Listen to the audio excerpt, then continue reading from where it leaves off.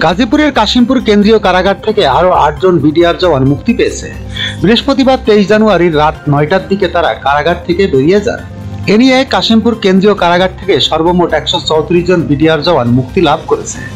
বৃহস্পতিবার সকাল থেকে বিডিআর জওয়ানদের মুক্তি দেওয়া শুরু করে কাশিমপুর কেন্দ্রীয় কারাগার ১, কাশিমপুর কেন্দ্রীয় কারাগার ২ ও হাই সিকিউরিটি কেন্দ্রীয় কারাগার কর্তৃপক্ষ। বিকেল ৪টা পর্যন্ত ১২৬ জন বিডিআর জওয়ানকে মুক্তি দেয় কারা কর্তৃপক্ষ। এর মধ্যে কাশিমপুর কেন্দ্রীয় কারাগার ১ থেকে ২৪ জন, কাশিমপুর কেন্দ্রীয় কারাগার ২ থেকে ৮৯ জন, হাই সিকিউরিটি কারাগার থেকে ১৩ জন সহ ১২৬ জন বিডিআর জওয়ান মুক্তি লাভ করেন। রাত ৯টার দিকে কাশিমপুর কেন্দ্রীয় কারাগার ২ থেকে আরো ৬ জন, কাশিমপুর কেন্দ্রীয় কারাগার ২ হাই সিকিউরিটি কেন্দ্রীয় কারাগার থেকে আরো ৮ জন, মোট ১৩৪ জন বিডিআর জওয়ান মুক্তি লাভ করেন। কাশিমপুর কেন্দ্রীয় কারাগার ১ এর senior jail super Abdullah Al Mamun এসব তথ্য নিশ্চিত করেছেন।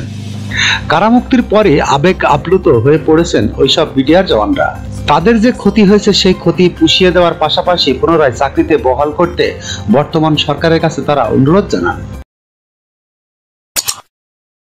যখনকার খবর তখনই দেখতে চোখ রাখুন সুন 24 টিভিতে। চ্যানেলটি সাবস্ক্রাইব করুন।